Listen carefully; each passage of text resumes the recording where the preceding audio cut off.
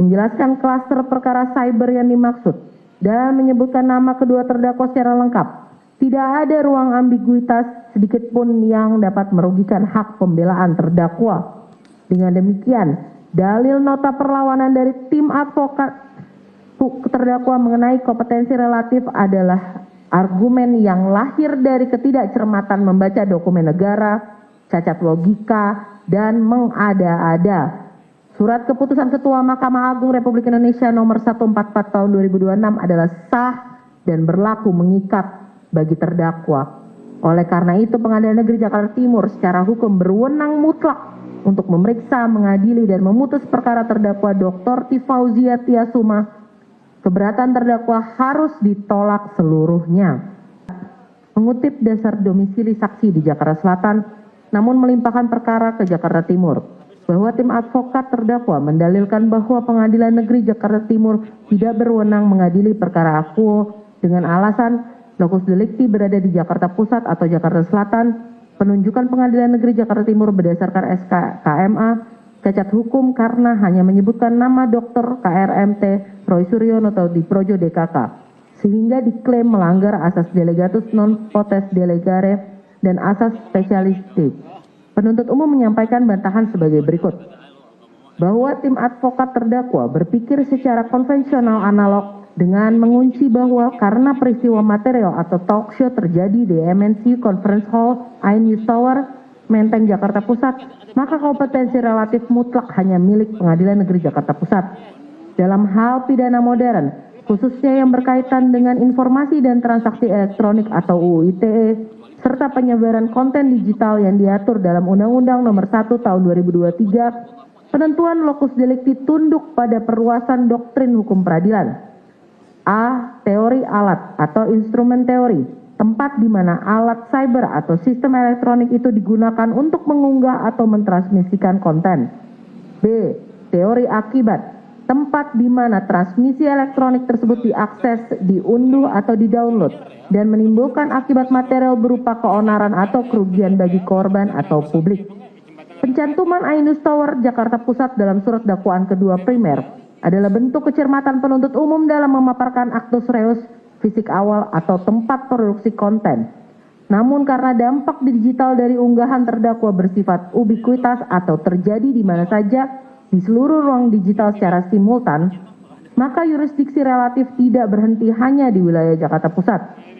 Bahwa tim advokat menuduh penuntut umum melakukan kesimpulan sepihak saat mengutip pasal 165 ayat 2 Undang-Undang Republik Indonesia Nomor 20 Tahun 2025 tentang Kitab Undang-Undang Hukum Acara Pidana atau pasal 84 ayat 2 mengenai kediaman sebagian besar saksi untuk menunjuk Pengadilan Negeri Jakarta Selatan.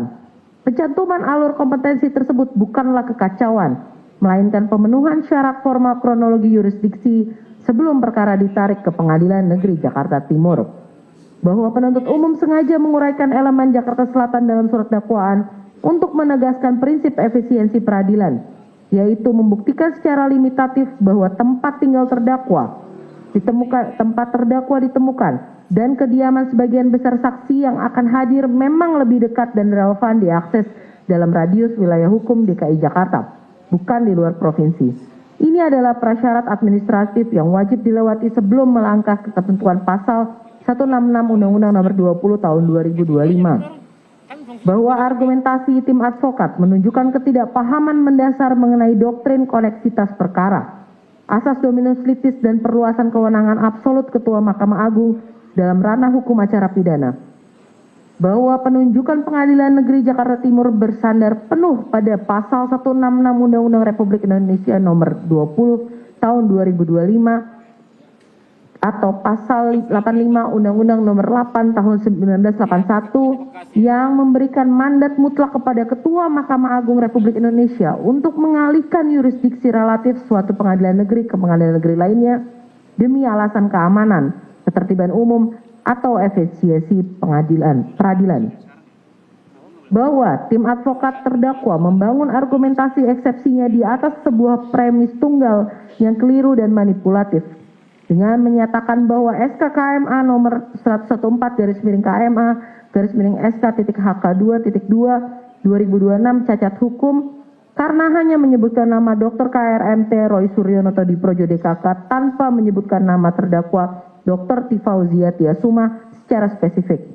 Penuntut umum meminta majelis hakim yang mulia untuk memeriksa secara langsung dokumen otentik SKKMA tersebut, di mana kebenaran material dan formal dari dokumen tersebut secara nyata mematahkan kebohongan eksepsi terdakwa. Meskipun pada bagian judul atau kepala SKKMA menggunakan singkatan DKK demi penyederhanaan administrasi, namun pada bagian diktum memutuskan menetapkan pertama dan kedua Ketua Mahkamah Agung Republik Indonesia secara terang benderang tertulis dan legal mencantumkan: pertama, menunjuk Pengadilan Negeri Jakarta Timur untuk memeriksa dan memutus perkara pidana atas nama terdakwa Dr. KRMT Roy Suryono Projo dan Dr. Tifauzia Tiasuma. Dengan ditemukannya fakta bahwa nama terdakwa Dr. Tifauzia Tiasuma tertulis secara eksplisit dalam amar penetapan SKKMA, maka seluruh argumentasi penasihat hukum mengenai ketidakjelasan subjek hukum gugur demi hukum. Bahwa asas delegatus non potest delegare bermakna bahwa seorang delegator atau penerima wewenang tidak boleh melimpahkan kembali wewenang tersebut kepada pihak lain atau subdelegasi. Dalam kasus ini, Ketua Mahkamah Agung tidak mendelegasikan wewenangnya kepada siapapun. Ketua Mahkamah Agung menggunakan kewenangan atributif asli dari undang-undang untuk menunjuk langsung Pengadilan Negeri Jakarta Timur. Pengadilan Negeri Jakarta Timur kemudian melaksanakan kewenangan yurisdiksi tersebut secara mandiri, bukan sebagai delegasi dari delegasi. Bahwa berdasarkan pasal 1 angka 22 junto pasal 11 dan pasal 12 Undang-Undang Nomor 30 Tahun 2014 tentang administrasi pemerintahan mengatur secara rigid pemisahan antara sumber wewenang atribusi, delegasi, dan mandat sebagaimana pasal 11 ayat 1 Undang-Undang Nomor 30 Tahun 2014 mengatur mengenai kewenangan atribusi diberikan kepada badan dan atau pejabat pemerintah oleh Undang-Undang Dasar Negara Republik Indonesia tahun 1945 atau Undang-Undang. Karena Ketua Mahkamah Agung memperoleh wewenang menunjuk Pengadilan Negeri Jakarta Timur langsung dari undang-undang, maka tindakan Ketua Mahkamah Agung adalah tindakan atributif. Doktrin delegatus non potest delegare atau penerima delegasi tidak boleh mendelegasikan lagi demi hukum tidak dapat diterapkan karena Ketua Mahkamah Agung bertindak sebagai pemberi kuasa pertama berdasarkan mandat undang-undang, bukan sebagai pihak yang menerima delegasi kekuasaan. Bahwa asas spesialitas atau spesialitas mensyaratkan bahwa suatu tindakan hukum atau keputusan administrasi harus merujuk pada objek dan urusan yang spesifik. SKKMA nomor 114 tahun 2026 telah memenuhi unsur ini secara sempurna karena secara limitatif menyebutkan nomor klaster perkara, peristiwa hukum penyebaran materi elektronik yang dimaksud, serta mengunci subjek hukum utamanya. Penyebutan DKK mempertegas spesifikasi bahwa seluruh orang yang terlibat dalam berkas perkara berlanjut atau berkaitan tersebut ditarik ke Pengadilan Negeri Jakarta Timur. Pasal 52 dan Pasal 56 Undang-Undang Nomor 30 Tahun 2014 tentang Administrasi Pemerintahan menetapkan syarat sahnya sebuah keputusan badan atau pejabat pemerintahan, yaitu wajib memenuhi syarat kewenangan, syarat prosedur, syarat substansi. Syarat substansi terpenuhi apabila objek keputusan tersebut sudah jelas, pasti, dan dapat ditentukan. Asas spesialitas ini menghendaki agar setiap ketetapan tata usaha negara memiliki spesifikasi urusan yang jelas dan tidak mengambang. SKKMA Aquo telah memenuhi asas ini secara paripurna karena keputusan tersebut secara limitatif mengunci surat permohonan dari 3 instansi dalam kurung Kepala Kejaksaan Negeri Jakarta Selatan, Kepala Kepolisian Resort Metro Jakarta Selatan, dan Ketua Pengadilan Negeri Jakarta Selatan. Menjelaskan klaster perkara cyber yang dimaksud dan menyebutkan nama kedua terdakwa secara lengkap. Tidak ada ruang ambiguitas sedikit pun yang dapat merugikan hak pembelaan terdakwa.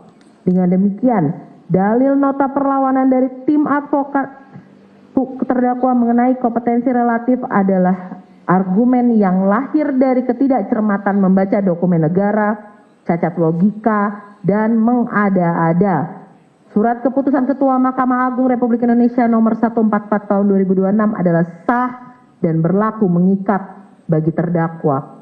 Oleh karena itu, Pengadilan Negeri Jakarta Timur secara hukum berwenang mutlak untuk memeriksa, mengadili, dan memutus perkara terdakwa Dr. Tifauzia Tiasuma, keberatan terdakwa harus ditolak seluruhnya. B. Tanggapan atas dakwaan tidak dapat diterima karena pencabutan pengaduan SP3 terlapor lain atau hak menuntut negara tidak gugur atas asas Ondelbarheid van Klah tidak dapat diaplikasikan pada delik biasa. Menanggapi nota perlawanan atau eksepsi tim advokat terdakwa Dr. Tifauzia Tiasuma pada bab 3 halaman 8-11 yang mendalilkan bahwa hak menuntut negara telah gugur demi hukum akibat adanya perdamaian dan pencabutan pengaduan terhadap terlapor lain, yaitu saksi Egy Sujana dan saksi Damai Hari Lubis berdasarkan asas Ondelbarheid van Klah atau sifat tidak terbagi-baginya pengaduan X pasal 79 ayat 4 Undang-Undang RI nomor 20 tahun 2025, junto pasal 24 Undang-Undang RI nomor 1 tahun 2023, penuntut umum menyampaikan tanggapan untuk menolak seluruh dalil tersebut dengan dasar hukum sebagai berikut. Tanggapan yuridis penuntut umum bahwa tim advokat atau kuasa hukum terdakwa membangun silogisme keliru dengan menyatakan bahwa karena kasus ini bermula dari satu laporan polisi yang sama atau satu kesatuan aduan oleh saksi IR Haji Joko Widodo, maka berdasarkan asas Ondelbarheid van Klah atau sifat tidak terbagi-baginya pengaduan X pasal 24 Undang-Undang 1 tahun 2023, pencabutan laporan terhadap saksi Egy Sujana, saksi Damai Hari Lubis otomatis menggugur hak menuntut terdakwa Dr. Tifauzia Tiasuma. Akan dilanjutkan yang mulia. Mohon izin melanjutkan majelis. Bahwa argumentasi ini mengandung cacat konseptual yang fatal karena mencoba menggeneralisasi seluruh isi surat dakwaan sebagai delik aduan absolut. Bahwa berdasarkan surat dakwaan penuntut umum menggunakan struktur surat dakwaan kombinasi yaitu sebagai berikut. A. Delik biasa pasal 32 Undang-Undang Informasi dan Transaksi Elektronik atau ITE, pasal 35 Undang-Undang Informasi dan Transaksi Elektronik atau ITE, dan pasal 126 Undang-Undang Nomor 1 Tahun 2023 tentang KUHP yang tidak dapat digugurkan oleh pencabutan laporan oleh pihak manapun. Sifat hukum atas pencabutan aduan tidak berdampak dan negara tetap wajib melakukan penuntutan demi ketertiban hukum umum. B. Delik aduan pasal 433 dan pasal 434 KUHP nasional yang dapat digugurkan jika pencabutan memenuhi syarat subjektif objektif penuh. Gugur bagi pasal aduan spesifik jika ada penyelesaian restoratif yang sah. Bahwa karakteristik delik biasa yaitu dakwaan pertama, ketiga, dan keempat yang diajukan oleh penuntut umum memuat klausul pelanggaran pasal 32 dan pasal 35 Undang-Undang Nomor 11 Tahun 2008 tentang informasi dan transaksi elektronik junto Undang-Undang Nomor 1 Tahun 2024 tentang perubahan kedua atas Undang-Undang Nomor 11 Tahun 2008 tentang informasi dan transaksi elektronik serta pasal 126 ayat 1 Undang-Undang Nomor 1 Tahun 2023 tentang KUHP nasional. Pasal-pasal tersebut adalah delik biasa yang menempatkan negara melalui penuntut umum sebagai representasi kepentingan publik untuk melanjutkan penuntutan tanpa bergantung pada kehendak pelapor. Bahwa asas Ondelbarheid hanya berlaku untuk delik aduan absolut. Sifat tidak dapat dibagi-baginya pengaduan hanya bekerja pada ranah delik aduan murni. Bahwa tindakan siber yang didakwakan kepada terdakwa didasarkan pada 5 unggahan spesifik dari akun media sosial milik terdakwa sendiri.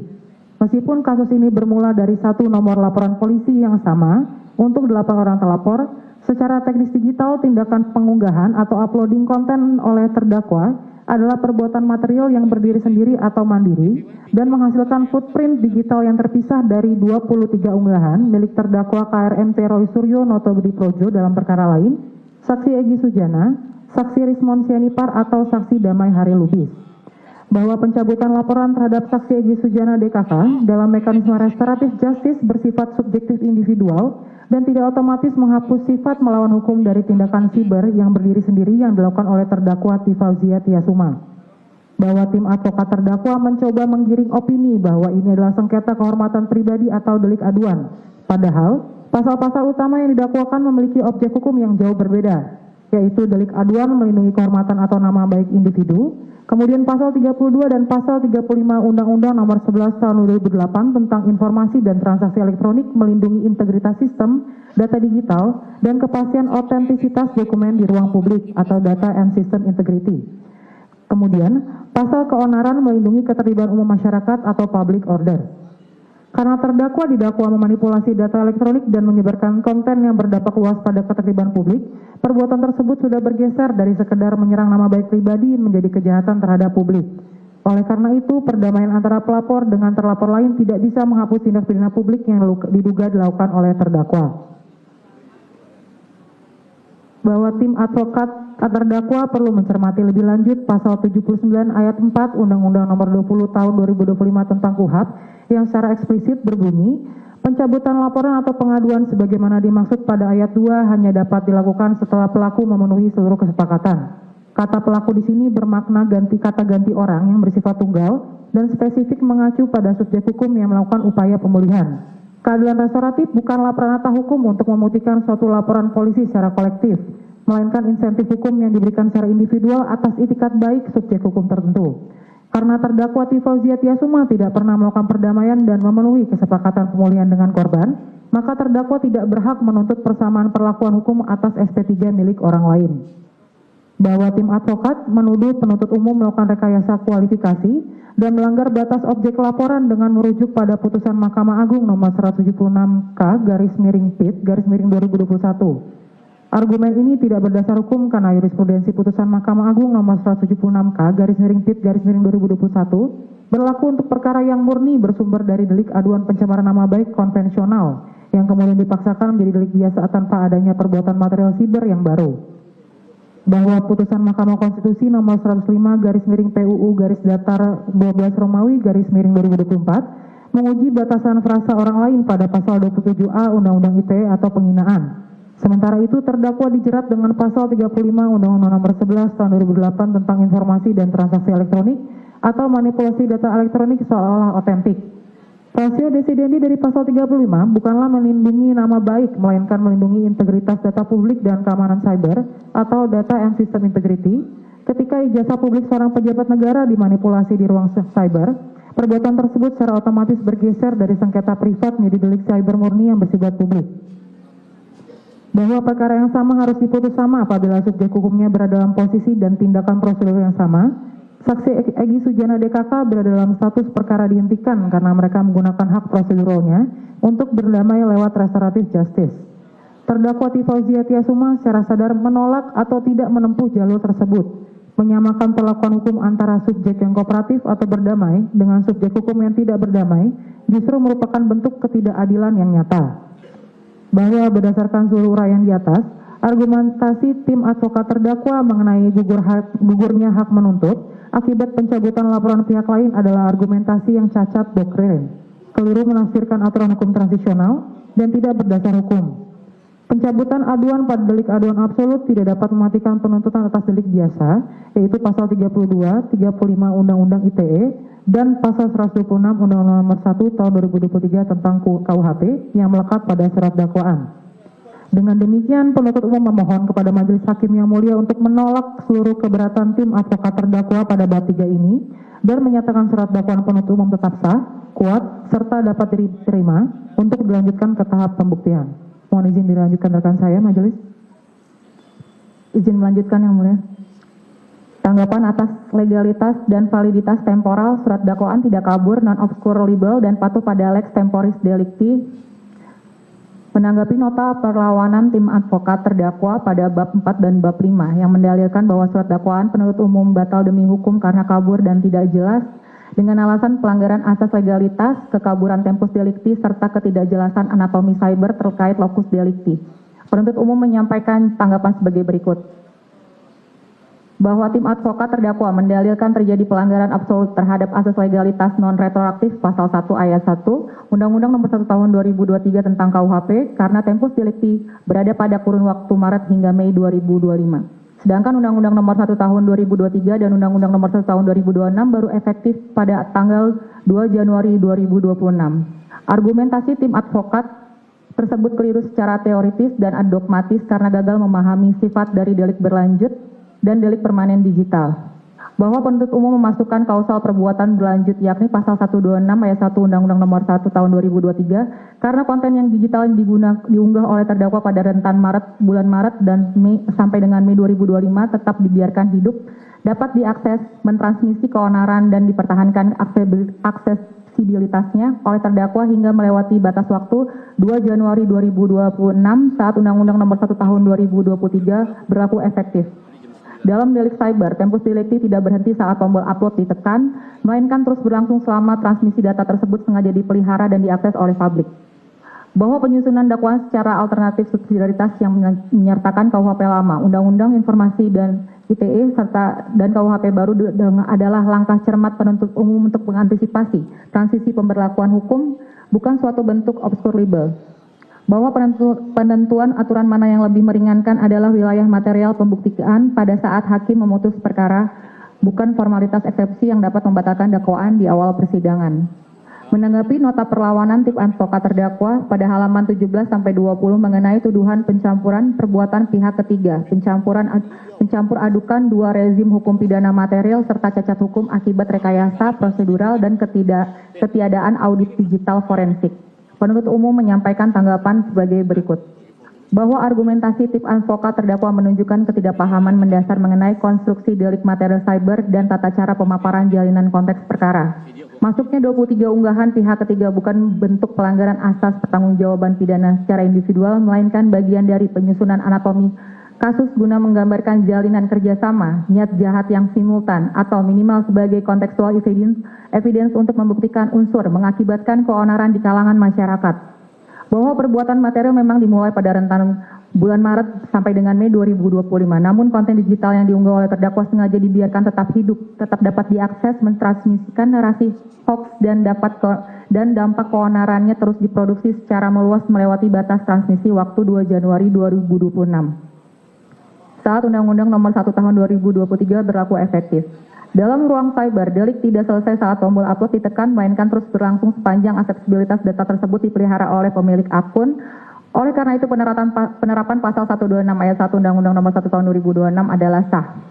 Bahwa berdasarkan pasal 3 Undang-Undang Nomor 1 Tahun 2023, jika terjadi perubahan perundang-undangan setelah perbuatan dilakukan, maka diaplikasikan aturan yang paling menguntungkan terdakwa. Penuntut umum menyusun dakwaan secara alternatif subsidiaritas justru untuk memberikan ruang bagi majelis hakim guna menguji dan menyaring secara rigid aturan mana yang paling tepat dan meringankan bagi terdakwa pada saat putusan akhir dijatuhkan, bukan di tahap putusan sela.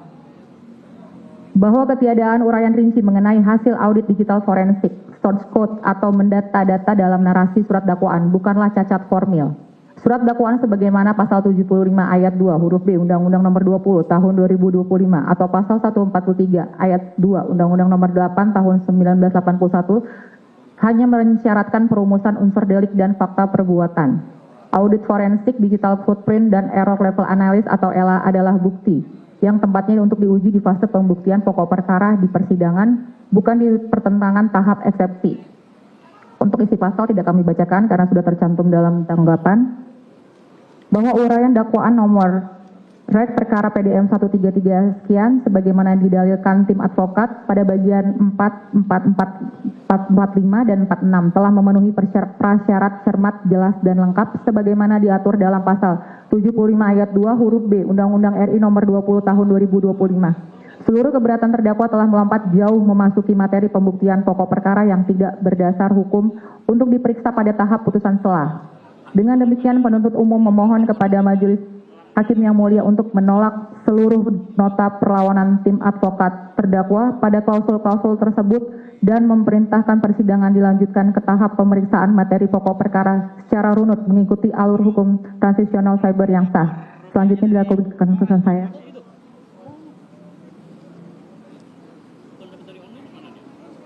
Mohon izin melanjutkan, Majelis Hakim. D. Tanggapan atas dalil error in objecto dan ketiadaan legal standing atau tafsir keliru atas karakteristik hukum cyber.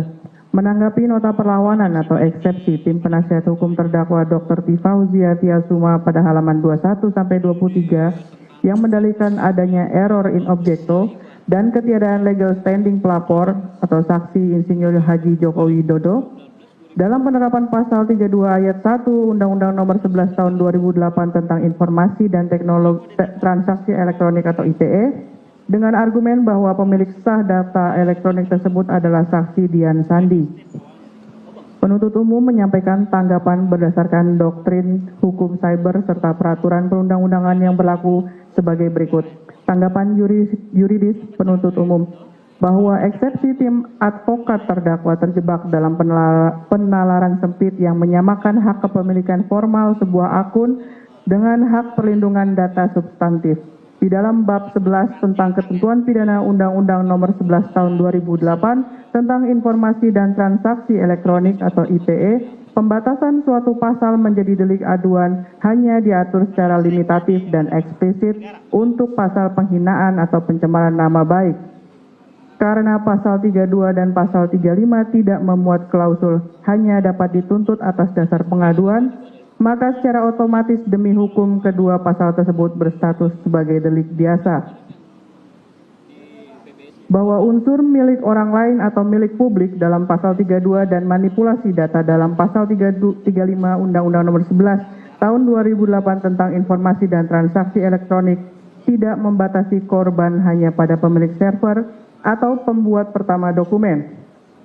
Ketika sebuah informasi atau dokumen elektronik yang memuat identitas spesifik seseorang dimanipulasi, diubah, atau ditransmisikan secara melawan hukum sehingga merugikan hak konstitusional orang yang tercantum di dalamnya, maka orang tersebut adalah korban langsung yang sah. Pasal 32 ayat 1 Undang-Undang Nomor 11 Tahun 2008 tentang Informasi dan Transaksi Elektronik melindungi integritas informasi elektronik dari tindakan melawan hukum, baik milik orang lain ataupun milik publik. Dalam konteks ijazah, dokumen tersebut mengandung data pribadi yang bersifat melekat pada subjek data, yaitu Saksi Insinyur Haji Joko Widodo. Ditinjau dari pasal 1 angka 4 Undang-Undang Nomor 27 Tahun 2022 tentang perlindungan data pribadi, Saksi Insinyur Haji Joko Widodo adalah subjek data pribadi, yaitu orang perseorangan yang padanya melekat data pribadi termasuk riwayat pendidikan atau ijazah. Bahwa Saksi Insinyur Haji Joko Widodo adalah pihak yang mengalami kerugian material dan imaterial secara langsung akibat dimanipulasinya informasi atau dokumen elektronik yang menyangkut identitas dirinya. Oleh karena itu, Saksi Insinyur Haji Joko Widodo adalah korban yang sah. Bahwa dalil bahwa data milik Saksi Dian Sandi sehingga Saksi Insinyur Haji Joko Widodo tidak memiliki kedudukan hukum adalah argumen prematur. Pasal 32 Undang-Undang Nomor 11 Tahun 2008 tentang Informasi dan Transaksi Elektronik melindungi informasi elektronik milik orang lain atau publik. Siapapun yang hak, kewenangan, atau kepentingannya dirugikan akibat manipulasi data yang disasarkan kepadanya berhak menjadi pelapor, terutama dalam delik biasa di mana negara atau penyidik berhak bertindak proaktif. Bahwa oleh karena pasal 32 dan pasal 35 Undang-Undang Nomor 11 Tahun 2008 tentang Informasi dan Transaksi Elektronik merupakan delik biasa, dengan demikian legal standing laporan tidak bersifat limitatif restriktif. Laporan dari pihak manapun, terlebih dari pihak yang namanya ditatut dan dirugikan secara langsung, adalah sah demi hukum untuk menggerakkan hukum acara pidana. Bahwa tuduhan error in objecto dan ketiadaan legal standing adalah argumen yang sangat dangkal secara doktriner. Pasal 32 Undang-Undang Nomor 11 Tahun 2008 tentang Informasi dan Transaksi Elektronik melindungi data yang menyangkut hak individu dan kepentingan publik, sehingga subjek hukum yang dirugikan secara langsung memiliki hak konstitusional penuh sebagai korban. Terlebih, sifat pasal 32 Undang-Undang Nomor 11 Tahun 2008 tentang Informasi dan Transaksi Elektronik sebagai delik biasa menegaskan bahwa hak menuntut negara tetap tegak terlepas dari ada atau tidaknya pelapor. Akan dilanjutkan. Izin melanjutkan majelis. UNE, tanggapan mengenai forensik digital, Undang-Undang Pers, Imunitas Sanksi, dan Prosedur Lapor atau seluruhnya adalah materi pokok perkara yang wajib ditolak dalam putusan selah. Menanggapi nota pembelaan terdakwa pada halaman 23 sampai dengan 33 yang mendalilkan bahwa surat dakwaan tidak sah karena bertentangan dengan kebebasan pers, kebebasan berpendapat, melanggar Undang-Undang Keterbukaan Informasi Publik, mengabaikan imunitas saksi, serta mengandung cacat formil pada prosedur laboratorium forensik, penuntut umum menyampaikan tanggapan sebagai berikut. Tanggapan yuridis penuntut umum. bahwa terdakwa tidak memiliki legalitas sebagai entitas pers yang terdaftar dan tunduk pada Undang-Undang Nomor 40 Tahun 1999 tentang pers, akun media sosial pribadi atau tayangan broadcast, talkshow, independen tanpa badan hukum pers, dan tanpa proses redaksional yang mengikat pada kode etik jurnalistis adalah masuk dalam kualifikasi platform transmisi elektronik biasa yang tunduk pada Undang-Undang Informasi dan Teknologi Informasi, bukan lex spesialis Undang-Undang Pers. Bahwa Pasal 9 ayat 2 Undang-Undang Nomor 40 Tahun 1999 tentang pers mengatur, setiap perusahaan pers harus berbentuk badan hukum Indonesia. Berdasarkan peraturan Dewan Pers tentang standar perusahaan pers, badan hukum yang dimaksud secara limitatif harus berbentuk perseroan terbatas atau PT, yayasan atau koperasi yang khusus menyelenggarakan usaha pers. Akun media sosial pribadi atau Instagram, TikTok, YouTube, atau podcast perorangan tidak memenuhi syarat konstitusi sebagai badan hukum pers. Selanjutnya, Pasal 1 Angka 1 dan Angka 2 Undang-Undang Nomor 40 Tahun 1999 tentang pers mengatur dan menetapkan bahwa pers dan perusahaan pers wajib melaksanakan kegiatan jurnalistik yang meliputi mencari, memperoleh, memiliki, menyimpan, mengolah, dan menyampaikan informasi yang mengikatkan diri pada kode etik jurnalistik dan tunduk pada pengawasan Dewan Pers.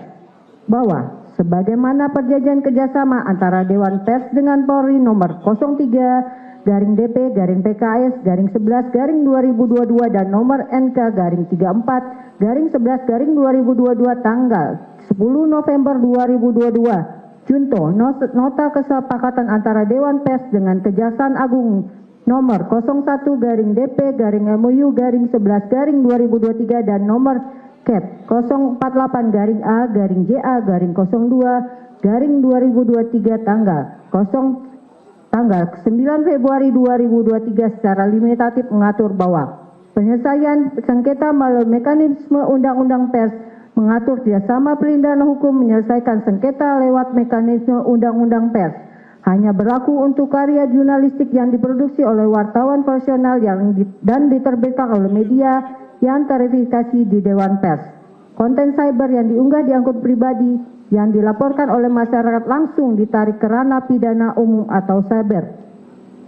Bahwa terdakwa bertindak dengan itikat baik sebagai saksi prostitusi atau apakah unggahannya memenuhi kualifikasi produk pers murni yang lolos sensor redaksional merupakan wilayah pembuktian unsur melawan hukum. Hal ini membutuhkan pemeriksaan saksi-saksi serta bukti material lainnya. Bahwa tim advokat terdakwa yang menyatakan hasil lapor batal demi hukum karena melanggar Perkap nomor 10 tahun 2009 tentang tidak serta-merta mengaktifkan doktrin exclusionary rule yang mensyaratkan pelanggaran hak konstitusional. Kualitas perolehan bukti tersebut adalah materi pokok perkara yang wajib diuji pada tahap pembuktian, bukan dalam eksepsi ini. Sah atau tidaknya prosedur penyitaan dan uji laboratorium forensik atau sebuah dokumen digital adalah murni materi pra-peradilan atau materi pembuktian di muka persidangan. Eksepsi sesuai ruang lingkupnya hanya menilai apakah surat dakwaan sah, cermat, jelas, dan pengadilan berwenang mengadili, bukan menilai legalitas perolehan alat bukti. Jika penasihat hukum merasa alat bukti diperoleh secara ilegal, panggung untuk menggugatkannya adalah pada saat pembuktian akuo, bukan melalui eksepsi. Bahwa tim advokat terdakwa secara keliru membersihkan pasal 28F Undang-Undang 1945 sebagai hak yang tidak dapat dibatasi. Di dalam tata negara Indonesia, kebebasan berekspresi dibatasi secara ketat oleh pasal 28J ayat 2 Undang-Undang Dasar 1945 demi menghormati hak orang lain dan memenuhi tuntutan yang adil sesuai dengan pertimbangan moral, nilai-nilai agama, keamanan, dan ketitipan umum. Kebebasan berpendapat tidak pernah memberikan legalitas bagi siapapun untuk melakukan manipulasi dokumen elektronik dan menyebarkan berita bohong yang memicu keonaran secara berkelanjutan. Bahwa tim advokat terdakwa keliru memakai forum sengketa undang-undang keterbukaan informasi publik jika masyarakat atau terdakwa merasa hak informasi atau ijazah tersebut dihambat oleh badan hukum dan izin. Badan publik dalam hal ini adalah Universitas Gajah Mada dan KPU. Hukum telah menyediakan mekanismenya, yaitu melalui sengketa informasi di Komisi Informasi berdasarkan mekanisme Undang-Undang Nomor 14 Tahun 2008, bukan dengan cara melakukan penghakiman sepihak dan manipulasi data di media sosial. Bahwa kekebalan hukum pasal 10 Undang-Undang Nomor 31 Tahun 2014 hanya melekat pada keterangan yang diberikan secara resmi di dalam forum prosesia dengan itikat baik. Dakwaan penuntut umum menyasar 28 unggahan media sosial di mana terdakwa memberikan hak klaim transmisi data dan opini sebelum atau di luar kapasitasnya saat diperiksa secara BAP. Publikasi media sosial pribadi tidak memiliki imunitas hukum. Pasal 10 ayat 1 Undang-Undang Nomor 31 Tahun 2014 tentang perubahan atas Undang-Undang Nomor 13 Tahun 2006 tentang perlindungan saksi dan korban mengatur saksi, korban, saksi pelaku, dan atau pelapor tidak dapat dituntut secara hukum, baik pidana maupun perdata atas kesaksian dan atau laporan yang akan sedang atau telah diberikan, kecuali kesaksian atau laporan tersebut diberikan tidak dengan itikat baik. Berdasarkan tentuan tersebut di atas, aktivitas menyebarkan opini, klaim, dan hasil analisis mandiri di platform media sosial pribadi bukanlah bentuk kesaksian atau laporan komparatif yang dimaksud oleh undang-undang. Platform digital pribadi adalah ranah publik cybermoney, bukan forum justisia. Pasal 1 angka 21 Undang-Undang Nomor 11 Tahun 2008 Junto Undang-Undang Nomor 1 Tahun 2024 menetapkan bahwa agen elektronik atau pengguna media sosial bertindak sebagai subjek hukum perorangan cyber yang memegang tanggung jawab hukum atas setiap dokumen elektronik yang ia buat dapat diakses oleh publik. Bahwa berdasarkan pasal 156 ayat 1 Undang-Undang Nomor 8 Tahun 1981 tentang hukum acara pidana junto pasal 206 ayat 1 Undang-Undang Nomor 20 Tahun 2025, ruang lingkup keberatan eksepsi dibatasi secara normatif hanya pada A. Pengadilan tidak berwenang, B. Dakwaan tidak dapat diterima, C. Surat dakwaan harus dibatalkan. Bahwa jurisprudensi tetap Mahkamah Agung RI keberatannya menyatakan bahwa terdakwa punya hak imunitas alat bukti tidak sah atau perbuatan yang didakwakan bukan tidak pidana melainkan ranah hukum lain adalah keberatan yang sudah masuk ke dalam penilaian pembuktian materi perkara. Keberatan tersebut tidak boleh diputus dalam putusan selah, melainkan harus diperiksa bersama-sama dengan pokok perkara dalam sidang pembuktian. Bahwa sah atau tidaknya barang bukti terpenuhi atau tidaknya syarat formal Perkap Nomor 10 Tahun 2009 serta bernilai atau tidaknya tangkapan layar sebagai alat bukti elektronik hanya dapat dinilai setelah penuntut umum mengajukan ahli digital forensik di persidangan untuk diuji melalui mekanisme cross examination. Bahwa seluruh argumen tim advokat terdakwa pada bab 5 dan 6 mengenai ketidakpasahan penuntut adalah argumen pembelaan materi yang dipaksakan untuk masuk ke pintu eksepsi. Surat dakwaan penuntut umum tetap sah, kokoh, dan murni ditegakkan demi ketertiban umum serta kedaulatan data digital publik, bukan untuk kepentingan non-hukum. Dan dengan demikian, penuntut umum memohon kepada Majelis Hakim Pengadilan Negeri Jakarta Timur yang mulia untuk menolak seluruh keberatan tim advokat terdakwa pada klausul surat dakwaan tidak sah karena bukan untuk kepentingan penegakan hukum untuk seluruhnya dan memerintahkan agar sidang dilanjutkan dengan agenda pemeriksaan materi pokok perkara. Mohon izin dilanjutkan. Bagian 2 kesimpulan. Majelis Hakim yang kami muliakan, tim advokat dan juga terdakwa yang kami hormati serta sidang yang kami muliakan. Berdasarkan seluruh analisis yuridis, doktrin hukum cyber dan delianisasi, peraturan perundang-undangan transisional yang telah kami uraikan secara lengkap di atas, penuntut umum mendeduksi beberapa konklusi hukum yang bersifat absolut untuk mematahkan nota perlawanan dari terdakwa Dr. Tifauzia Tiasuma, yaitu: pertama, Pengadilan Negeri Jakarta Timur berwenang mutlak secara relatif, di mana eksistensi surat keputusan Ketua Mahkamah Agung RI nomor 114/KMA/SK.HK2.2/6 Romawi /2026 yang bersandarkan pada mandat atributif pasal 166 Undang-Undang RI nomor 20 tahun 2025. Jungto pasal 85 KUHP lama adalah sah dan mengikat, di mana frasa dan kawan-kawan atau DKK di dalamnya secara faktual neksus merangkum terdakwa sebagai bagian dari kesatuan klister-klister peristiwa. Dalil pelanggaran asas spesialitas dan delegatus non potes delegare merupakan sesat pikir konseptual karena Mahkamah Agung menggunakan kewenangan asli undang-undang demi efisiensi peradilan. 2. Mengenai hak menuntut negara yang tidak gugur. Pencabutan laporan terhadap terlapor lain yaitu saksi Egy Sujana dan kawan-kawan melalui mekanisme restoratif justice bersifat subjektif individual berdasarkan pasal 79 ayat 4 UU nomor 20 tahun 2025. Surat dakwaan penuntut umum yang menggunakan struktur kombinasi yang didominasi oleh delik biasa yaitu pasal 32 dan pasal 35 UU ITE serta pasal 126 UU nomor 1 tahun 2023. Sehingga asas ondelbarheid van klah demi hukum lumpuh dan tidak dapat diaplikasikan. 3. Surat dakwaan sah, cermat, jelas, lengkap, dan tidak obskur liben. Surat dakwaan telah memenuhi standarisasi rumusan pasal 75 ayat 2 huruf B UU nomor 20 tahun 2025 KUHP baru, jungto pasal 143 ayat 2 KUHP lama.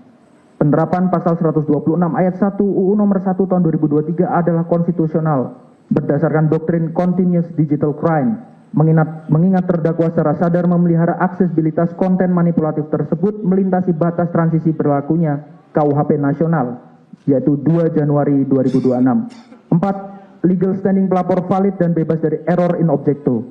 Saksi Insinyur Haji Joko Widodo adalah data subjek atau korban langsung yang hak konstitusional dan data pribadinya melekat secara inheren pada objek ijazah yang dimanipulasi oleh terdakwa. Karena yang dilanggar adalah pasal 32 dan pasal 35 UU nomor 11 tahun 2008 tentang ITE dan perubahannya yang memiliki karakter delik biasa, maka legal standing pelapor bersifat non-restriktif demi melindungi integritas data publik atau data integrity. 5. Eksepsi terdakwa salah kamar atau prematur. Seluruh dalil perlawanan mengenai hak imunitas saksi pasal 10 UU nomor 31 tahun 2014, kebebasan pers UU nomor 40 tahun 1999, penolakan bukti tangkapan layar hingga cacat prosedur lapor berdasarkan peraturan Kapolri nomor 10 tahun 2009 atau exclusionary rule dalam pasal 235 UU nomor 20 tahun 2025 secara nyata telah melompat jauh memasuki materi pokok perkara berdasarkan jurisprudensi tetap Mahkamah Agung RI nomor 55 K/PIT 1995 jungto pasal 206 ayat 3 UU nomor 20 tahun 2025 keberatan tersebut tidak boleh diputus dalam putusan sela, melainkan wajib ditolak dan diperiksa bersama-sama pada sidang pembuktian. Selanjutnya akan dilanjutkan oleh rekan kami. Izin yang melanjutkan yang mulia. Majelis Hakim yang kami muliakan, tim advokat, kuasa hukum yang kami hormati, serta sidang yang kami muliakan. Berdasar kesimpulan yuridis yang telah dipaparkan di atas, kami penuntut umum dalam perkara ini memohon kepada Majelis Hakim Pengadilan Negeri Jakarta Timur yang mulia yang memeriksa, mengadili, dan memutus perkara akuo untuk berkenan menjatuhkan putusan sela dengan amar sebagai berikut. 1. Menolak seluruh perlawanan, eksepsi dari terdakwa dan tim advokat kuasa hukum terdakwa Dr. Tifausia Tiasuma untuk seluruhnya. 2. Menyatakan Pengadilan Negeri Jakarta Timur berwenang mutlak secara relatif untuk memeriksa, mengadili, dan memutus perkara pidana nomor 301/PIT-SUS/2026/PNJKT-TIM atas nama terdakwa Dr. Tifausia Tiasuma.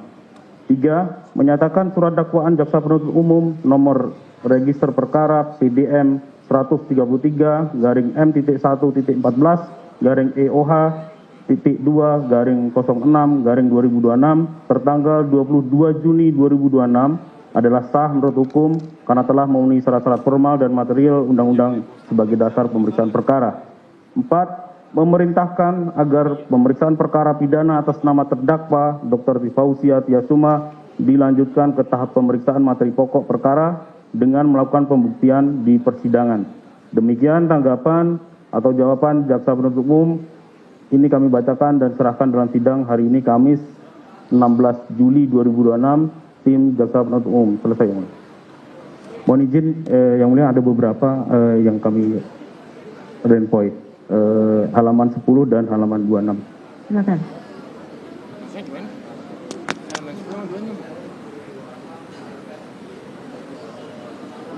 Untuk advokat, ada?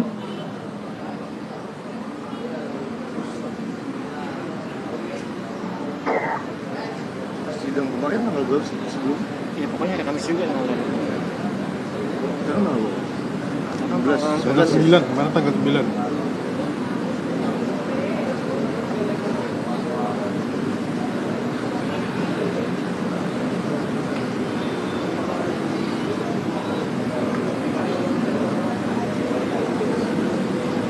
Lu masih ngerekam itu, Bang? Kemarin udah gue tidak tapi gue rekam lagi.